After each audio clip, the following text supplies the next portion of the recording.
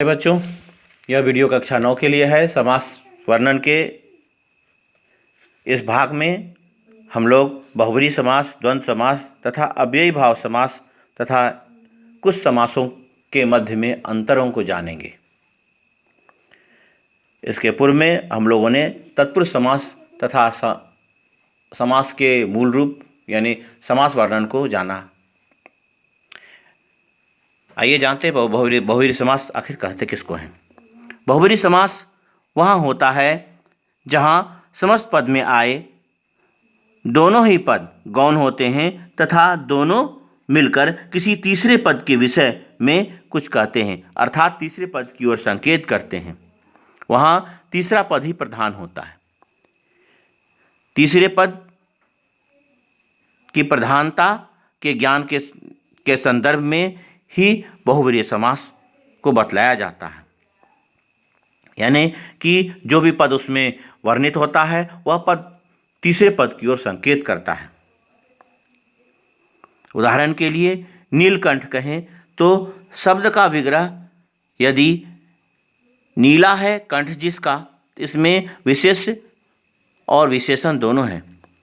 पहला नीला विशेषण है, उसके बाद कंठ विशेष्य है के रूप में किया जाएगा, तब तो यह कर्मधारय समास होगा। लेकिन यदि नीला है कंठ जिसका अगर कहें तो यह सामान्य रूप से तो कर्मधारय दिखता है, लेकिन यदि इसके विग्रह में नील तथा कंठ दोनों का अर्थ नीला है कंठ जिसका कहें, यानी अर्थात वह तीसरे शब्द शिव की ओर संकेत करता है कि जिसका कंठ नीला है।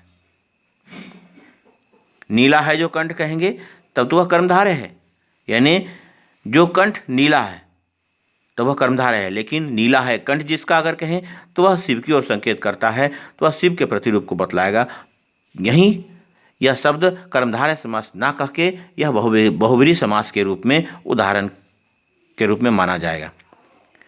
इस अर्थ में नील और कंठ दोनों गौण है और प्रधान शब्द है शिव, जिसकी ओर ये विग्रह संकेत करता है। तो इसका विग्रह जिस शब्द की ओर अगर तीसरे शब्द की ओर संकेत करे तो वह बहुब्रीहि समास के अंतर्गत में आता है। कुछ उदाहरण इस प्रकार से हैं, उसे सुने। पीतांबर, पीला है अंबर जिसका श्री कृष्ण। दशानन, 10 हैं आनन जिसके, अर्थात 10 हैं मुख जिसके रावण। त्रिलोचन, 3 हैं लोचन जिसके शिव। चतुर्भुज, 4 हैं भुजाएं जिसकी विष्णु। सुलोचना, सुंदर हैं लोचन जिसके, वह स्त्री जिसके आंख सुंदर हो। अंशुमाली, अंशु है माला जिसकी, यानी किरणें हैं माला जिसकी, यानी सूर्य। अष्टाध्यायी, 8 अध्यायों वाला पाणिनि का व्याकरण।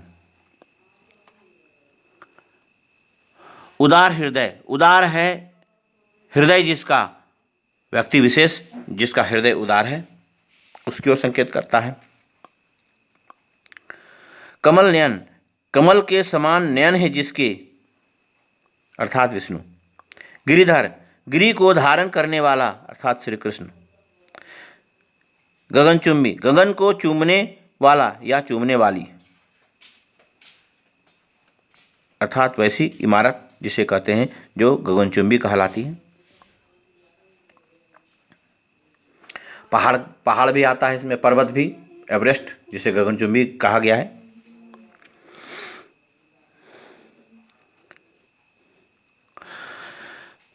गजानन, गज के समान आनन वाला, अर्थात गणेश। घनश्याम, वह जो घन के समान श्याम है, अर्थात श्री कृष्ण। चक्रधर, चक्र को धारण करने वाला, अर्थात श्री कृष्ण। चतुर्मुख, चतुरानन, 4 हैं मुख जिसके वह, अर्थात ब्रह्मा।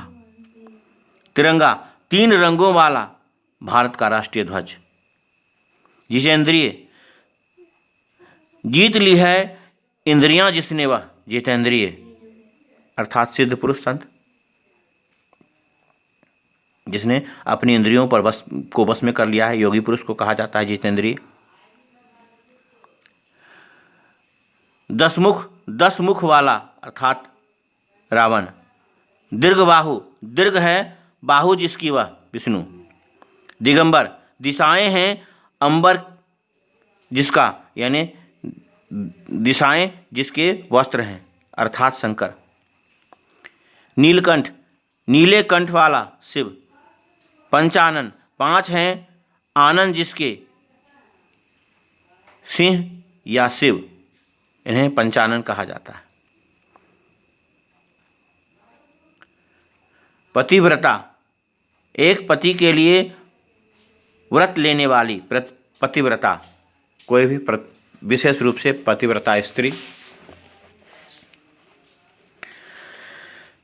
पतझड़, झड़ते हैं पत्ते जिसमें अर्थात पतझड़ ऋतु। 12 है सिंह जिसके, हिरण्यविशेष बरसिंघा। मृगलोचनी, मृग के लोचनों के समान नयन है जिसके, स्त्री विशेष जिसकी आंखें हिरण के समान है, सुंदर है। महेश, महान है जो ईश, महेश यानी शिव।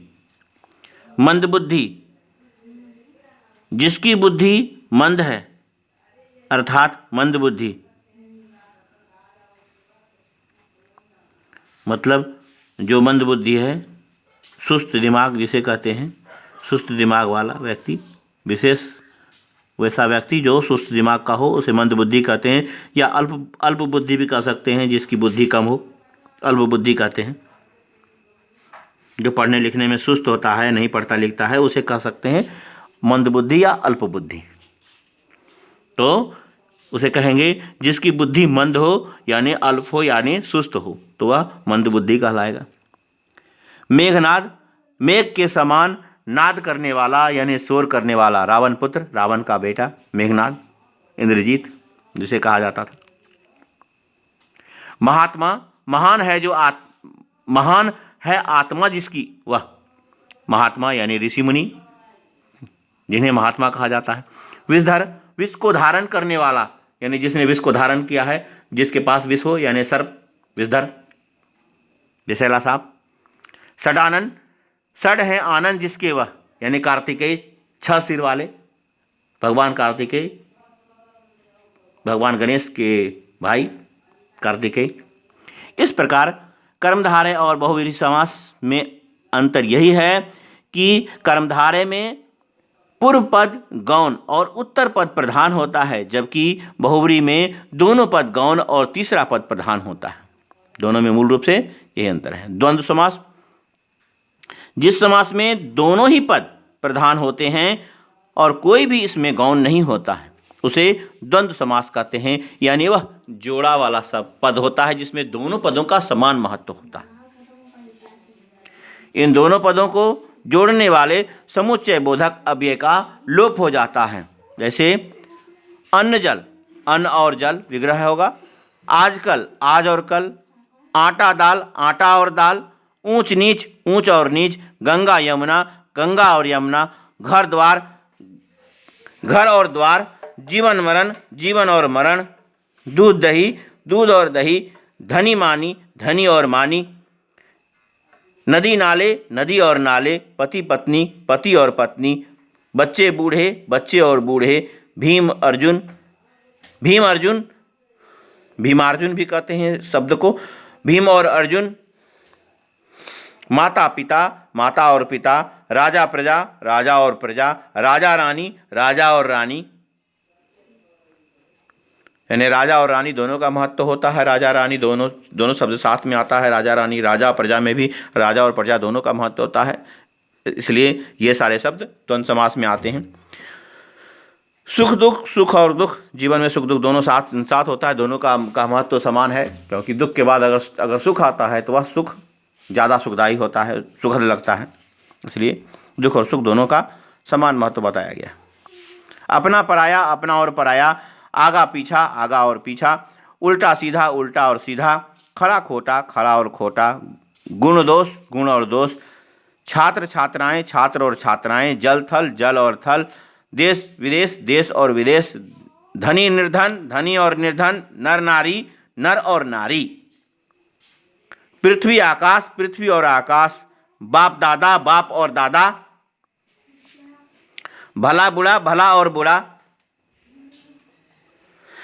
यश अपयश, यश अपयश, यश और अपयश, रात दिन, रात और दिन, लोभ मोह, लोभ और मोह, हार जीत, हार और जीत, आचार विचार, आचार और विचार, आचार व्यवहार, आचार और व्यवहार, ऊपर नीचे, ऊपर और नीचे, खट्टा मीठा, खट्टा और मीठा, घी शक्कर, घी और शक्कर, छोटा बड़ा, छोटा और बड़ा, दाल भात, दाल और भात, दाल रोटी, दाल और रोटी, धूप दीप, धूप और दीप, पाप पुण्य, पाप और पुण्य, पूर्व पश्चिम, पूर्व और पश्चिम, भाई बहन, भाई और बहन, माँ बाप, माँ और बाप, राधा कृष्ण, राधा और कृष्ण, राजा रंक, राजा और रंक, लोटा डोरी, लोटा और डोरी, हानि लाभ, हानि और लाभ। कभी कभी और का विस्तृत अर्थ होता है और समान वस्तुओं के समूह का अर्थ प्रकट होने लगता है। जैसे नर नारी कहने से सभी लोग, यानी बच्चे बूढ़े कहने से सभी लोगों का बोध होता है। इसके बाद चौथा भेद है जो वह है, यानी पहला भेद तत्पुरुष समास, दूसरा बहुब्रीहि समास, इसके बाद में जो है वह द्वंद्व समास के पश्चात अव्ययी भाव समास, जिसमें कि पूरे पद में से एक पद कम से कम जो है वह अव्यय निश्चित रूप से होता है। जब विग्रह होता है तो उसमें वह पद, अव्यय का पद, वह या तो शुरू में आता है या अंत में आता है, लेकिन अव्यय का पद निश्चित रूप से उसमें रहता है। जिस समास में पूर्व पद अव्यय हो उसे अव्ययी भाव समास कहते हैं, यानी अव्यय का भाव देने वाले समास को अव्ययी भाव समास कहते हैं। जैसे प्रतिदिन में प्रति अव्यय है, जिस और विग्रह इसका होता है दिन दिन, प्रतिदिन कहा जाता है। यथाशक्ति, यथा इसमें अव्यय है, शक्ति के अनुसार इसका विग्रह होता है। आमरण में आ अव्यय है, यानी मरण तक। अनुरूप, अनु अव्यय है, जैसे रूप के योग्य। यथा क्रम, यथा अव्यय है, विग्रह होगा क्रम के अनुसार। भर पेट, भर इसमें अव्यय है, पेट भर। बे खटके, बे इसमें अव्यय है, यानी बिना खटके के, यानी आशंका की। यथा समय, यथा इसमें अव्यय है, समय के अनुसार इसका विग्रह होगा।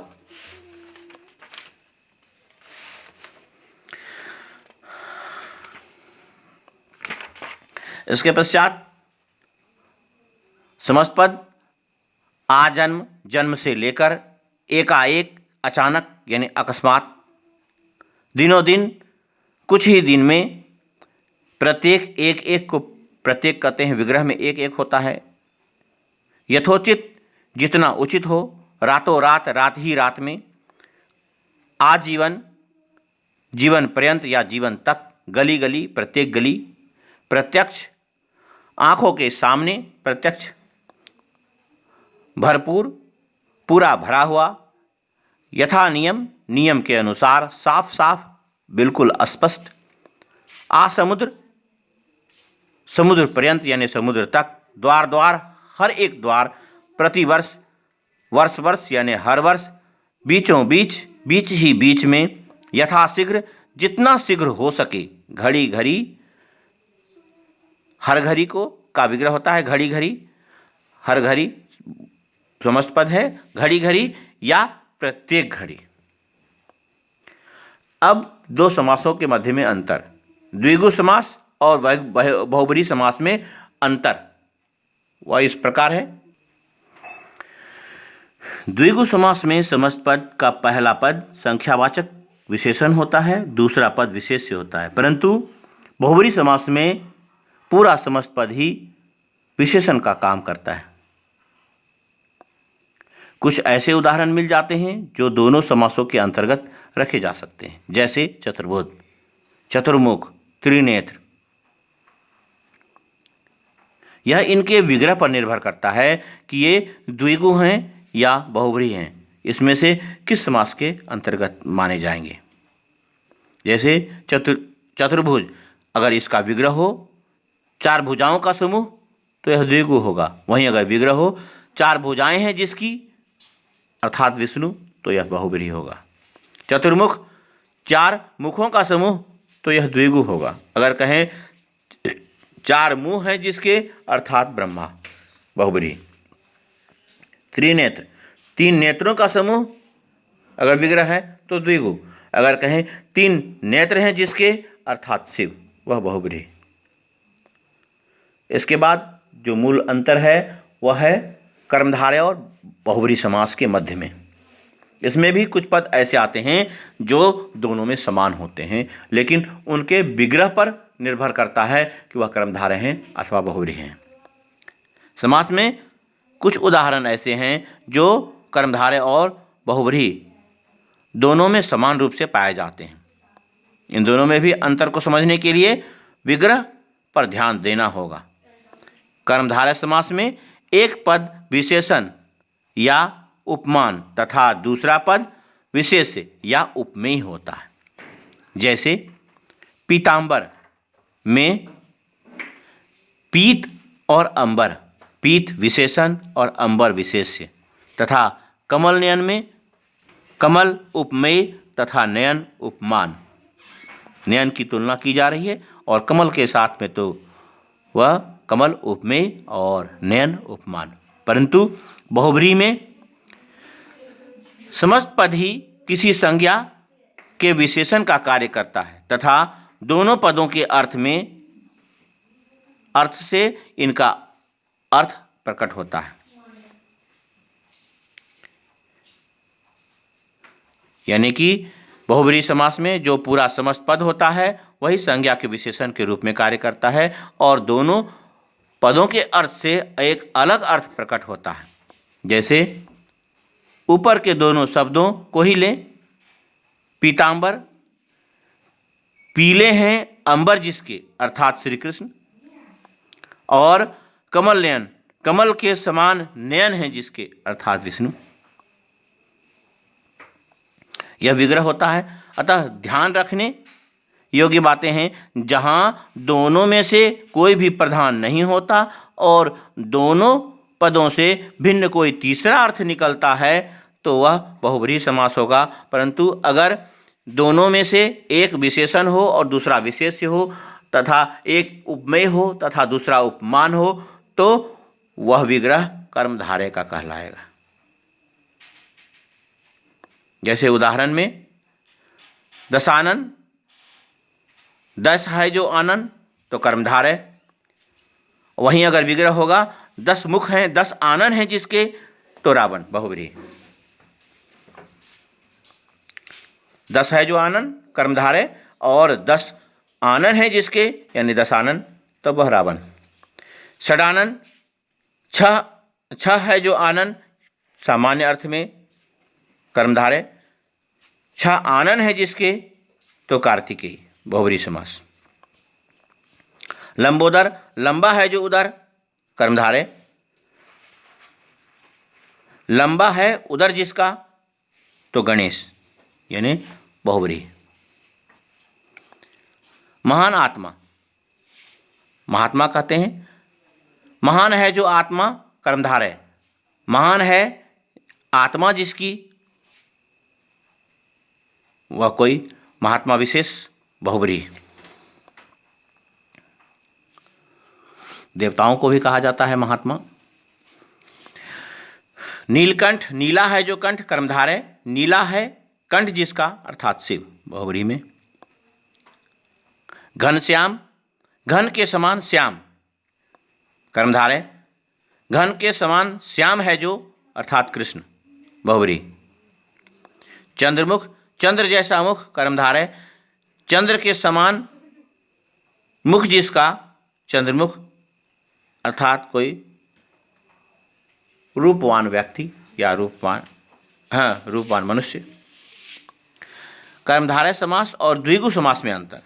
कर्मधारय समास में समस्त पद का एक पद गुणवाचक विशेषण होता है और दूसरा विशेष्य होता है, परंतु द्विगु समास का पहला पद संख्यावाचक विशेषण होता है और दूसरा विशेष्य होता है। जैसे परमानंद, परम आनंद कर्मधारय, नीलांबर, नीला अंबर कर्मधारय, एक पद गुणवाचक विशेषण और दूसरा उसका विशेष्य। वहीं चतुर्वर्ण, चार वर्ण संख्यावाची है पहला पद द्विगु, इसमें त्रिफला, तीन फलों का समूह, यह भी द्विगु। अब ध्यान देने योग्य बातें हैं इसमें, जिसके अंतर्गत में संक्षेप में समास भाग के सभी तथ्य मूल रूप से आएंगे। परस्पर संबंध रखने वाले दो या दो से अधिक पदों का मेल समास कहलाता है। पदों के मेल से बना शब्द समस्त पद कहलाता है। समासिक पद के पदों को अलग करने की प्रक्रिया समास विग्रह कहलाती है। तत्पुरुष समास में पूर्व पद गौण एवं विशेषण तथा उत्तर पद प्रधान एवं विशेष्य होता है। समास करते समय विभक्ति चिन्ह का लोप हो जाता है और विग्रह करते समय उन विभक्ति चिन्हों का प्रयोग किया जाता है। कर्मधारय और द्विगु समास को तत्पुरुष समास का, कर्मधारय और द्विगु समास को तत्पुरुष समास का उपभेद माना जाता है, क्योंकि इन दोनों में किसी न किसी रूप में विशेषण विशेष्य का प्रयोग होता है और इसमें उत्तर पद जो है इसकी प्रधानता होती है। कर्मधारय में दोनों पद में विशेषण विशेष्य या उपमान उपमेय संबंध होता है। द्विगु समास का पूर्व पद संख्यावाची होता है, इसलिए इन दोनों कर्मधारय और द्विगु को तत्पुरुष समास के अंतर्गत में रखा गया है। बहुब्रीहि समास में दोनों पद गौण होते हैं तथा कोई तीसरा पद ही इसमें प्रधान होता है, इसलिए वह तीसरे पद की ओर संकेत करता है। द्वंद्व समास में दोनों पद प्रधान होता है। अव्ययी भाव समास में पूर्व पद अव्यय होता है और इसका कारण समस्त पद का अव्यय बन जाता है। यह थे इस पाठ के वर्णन। इसे अपनी सुविधा के अनुसार से रिपीट करें।